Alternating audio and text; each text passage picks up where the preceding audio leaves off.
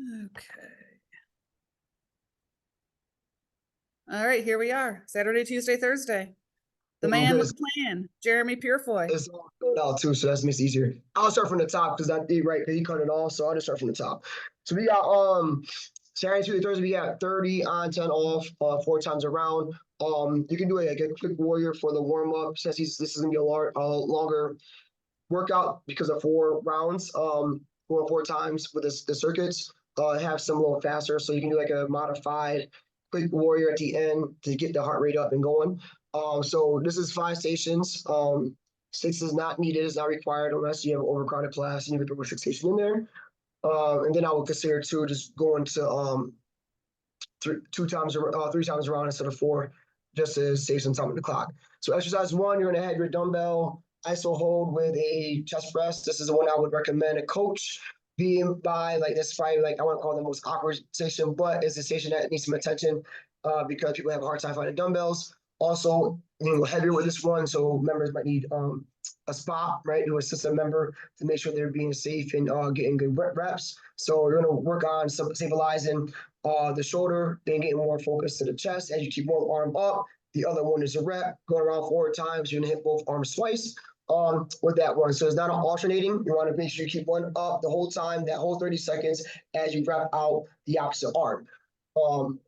Core engaged, squeeze your glutes on that, right on that stability wall. So a lot more going on to just the actual chest press, you're getting core work as well. Then we got your lateral strikes. This one is with the veil sides. You want to stay low. It reminds me of like a hockey move. So if you want to put that motivational speech from Miracle on Ice, this would be a good one for that. Or if you have like a hockey song or something like that, you could play. You want to stay low as you kick your feet out.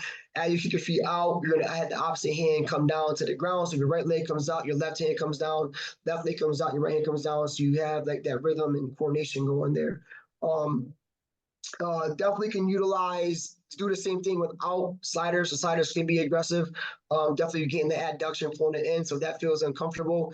Do this without it. And if you're having issues staying low, between each lateral kick out, stand back up to give yourself a break and then kick the opposite leg out. For exercise 3, you have your Bosu ball, kettlebell, cyclist squat. So you have a twofer here, working with 2 sets of equipment.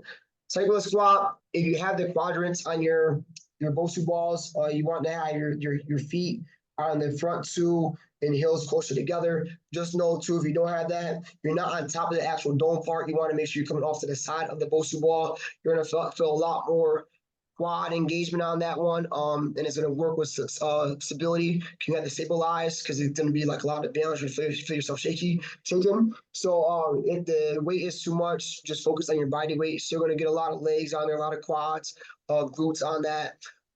And if you find that members are having issues driving their knees away from the body, even on the Bosu ball, if you're not using a weight, or if they have a weight on, they can still put the mini band above their knees to, get that mind focus, the mind connection to their lower body to drive their knees out as they squat down and not have it cave in. And if they have issues with being on the Bosu ball, just do the cyclist squat off the ball. If you have something to elevate their heels on, probably beam, something like that too. I recommend that to have a smoother movement. Then on to the vert ball. We have a vert ball side slam to overhand slam. You can wear Onyx boys. Onyx slam is the group's called Onyx. It's also called slam.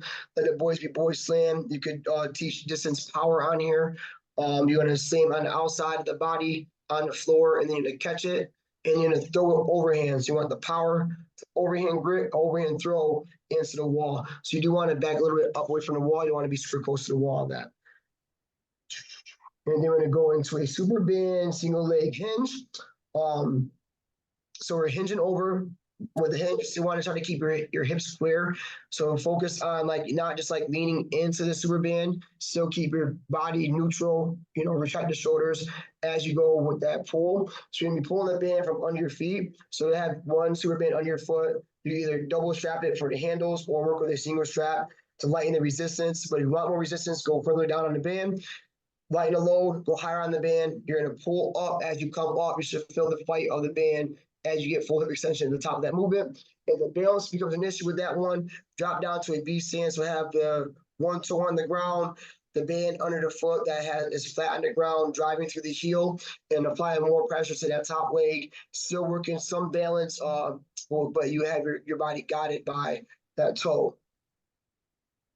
And then in round two, we're going to work with the same iso hold, but it's going to be overhead. So you're going to get your vertical press. So you want to stabilize the shoulder. So as you come above the head, bicep to ear, you're going to press out on that one side. Another station that I still recommend coaches starting at to make sure members find their weight. Also, they need to have a spot. There's a good opportunity to have that touch to spot them, to challenge them to do a little bit more. If they have issues holding above the head, they can still keep it here. Brace your core, stay tight.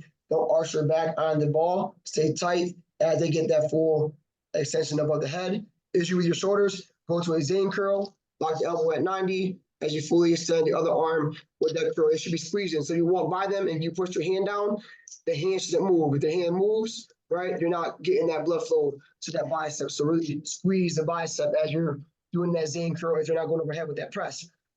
Then we're on to exercise 2. For round number 2, we have your dumbbell down slide runner lunge with a row. So you got to fill the gap. If the dumbbell's in your right hand, your right leg is kicking back. So fill the gap. So as you're going to run a lunge, there's not a lunge, it's not a reverse lunge. You're not jumping knee down to the ground. You want to keep your leg extended. You're going to hinge. They're going to lean over. As you lean over, your leg should be out behind you, not down to the ground. And then you fill that gap, hit that row, release it, stand back up.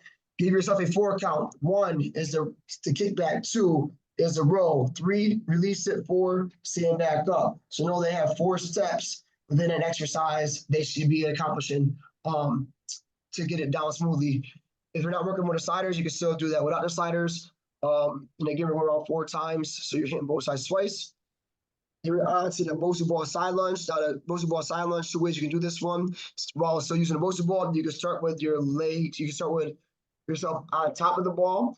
When you're on top of the ball, the leg that's on top on the ball still, the leg that comes off the ball will be the knee that bends. So as you come off the ball, that's knee is gonna be bent. You want to make sure that toe is straight, hips are back, shoulders square. The leg on the ball should be extended still, so you're feeling that stretch in the inner thigh, and you're gonna come back up. So you're getting single leg balance, ankle mobility, stability. So there's a lot going on this one as well. If you're not comfortable coming off the ball, you're gonna start.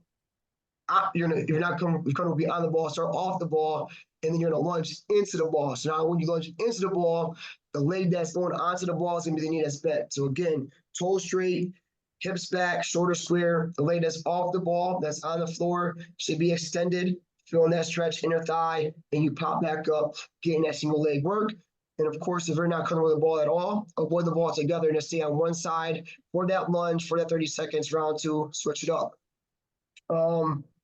Wall ball, squat, squat with a press. So you're squatting and pushing up to the wall, pressing up to the wall, right? So the movement should start, the throw should be starting at the squat, all right? You don't want to finish the squat and you throw it up. You want to squat down and power up and throw it. We're going to hand-eye coordination and obviously power too with throwing the ball, catching the ball.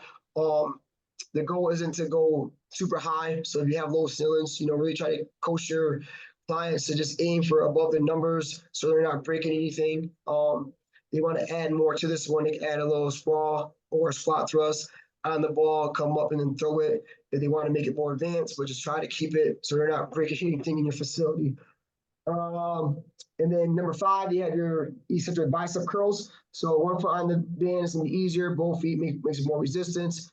As they come up they're going to ascend for 1, descend for 4. So come down for a 4 count, 1, 1,000, 2, 1,000, 3, 1,000, 4. Full extension of the arms, and then pop it back up real quick. Now you want to have more of a touch in this station. Guide them with your fingers, 1, 1,000, 2, 1,000, 3, 1,000, 4. Release your hands off the hand, have them come back up. So that gives you another touch you can do as a coach to add a little more to that movement.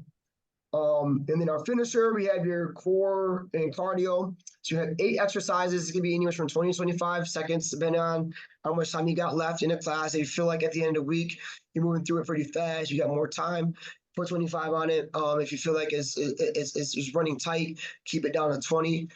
8 exercises, you go around 1 time. Show and go.